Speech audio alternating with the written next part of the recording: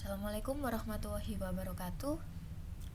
Saya Alifatu Febrianti, perwakilan dari kelompok 8 akan menjelaskan mengenai bab kepemimpinan dalam mata kuliah perilaku organisasi.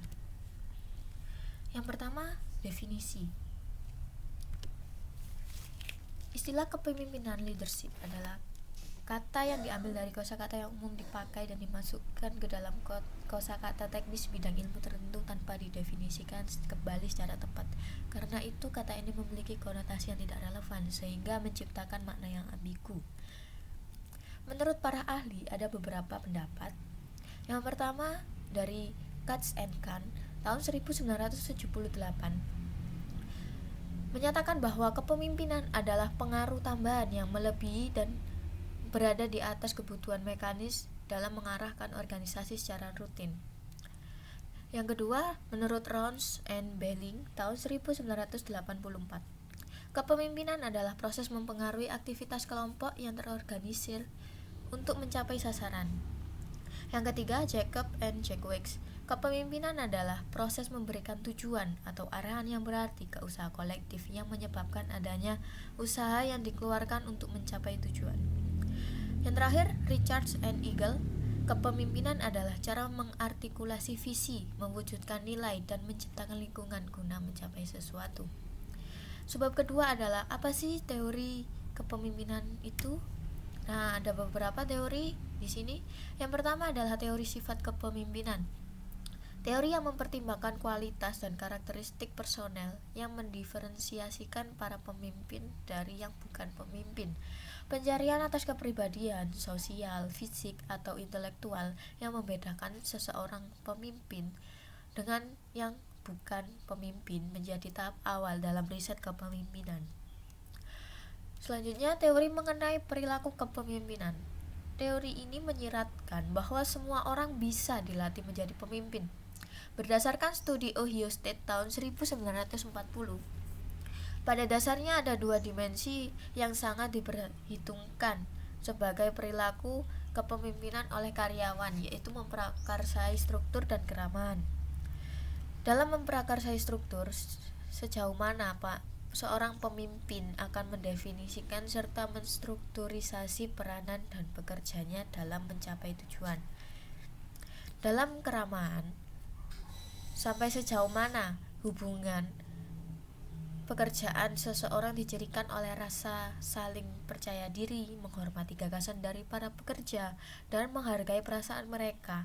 Para pemimpin yang memperlihatkan keramahan dan membangun perilaku akan terlihat lebih efektif. Teori kontingensi.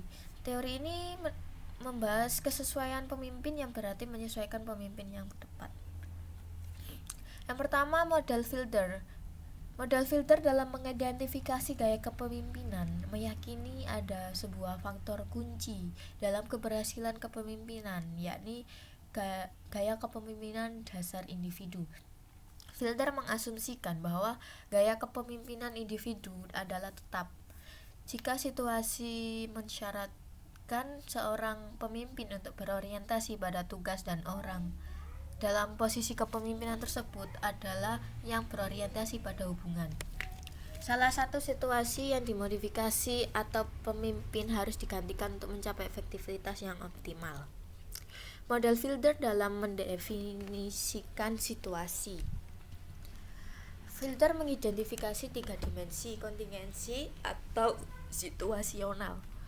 Yang pertama, hubungan pemimpin dan anggota. Derajat kepuasan diri, kepercayaan, dan menghormati yang mana para anggota miliki dalam diri pimpinan mereka. Yang kedua, struktur tugas.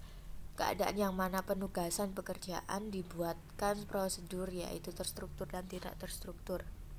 Yang ketiga adalah kekuatan posisi. Derajat dari sebuah posisi, derajat dari pengaruh seorang pemimpin yang memiliki variabel kekuatan yang lebih. Di dalam teori kontingensi, selain model filter, ada teori kepemimpinan situasional. Teori ini mengatakan bahwa kepemimpinan yang berhasil akan bergantung pada pemilihan gaya kepemimpinan kontingensi yang tepat terhadap kesiapan dari para pengikutnya.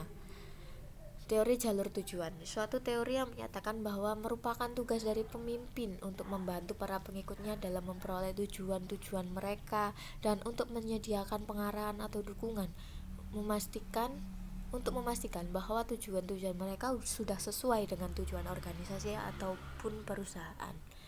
Model pemimpin partisipasi, suatu teori kepemimpinan yang menyediakan serangkaian aturan yang menentukan bentuk dan jumlah pengambilan keputusan secara partisipatif dalam situasi yang berbeda. Teori pertukaran pemimpin anggota, suatu teori yang mendukung penciptaan para pemimpin di dalam kelompok dan di luar kelompok, para bawahan dengan status di dalam kelompok yang akan memiliki peringkat kinerja yang lebih tinggi, tingkat perputaran pekerja yang rendah, dan kepuasan kerja yang lebih tinggi.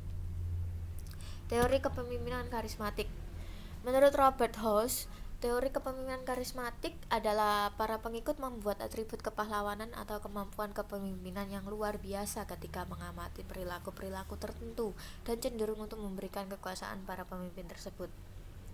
Teori kepemimpinan transformasional, yaitu para pemimpin yang menginspirasi para pengikutnya untuk melampaui kepentingan diri sendiri mereka dan yang berkemampuan untuk memiliki pengaruh secara mendalam dan luar biasa terhadap para pengikutnya.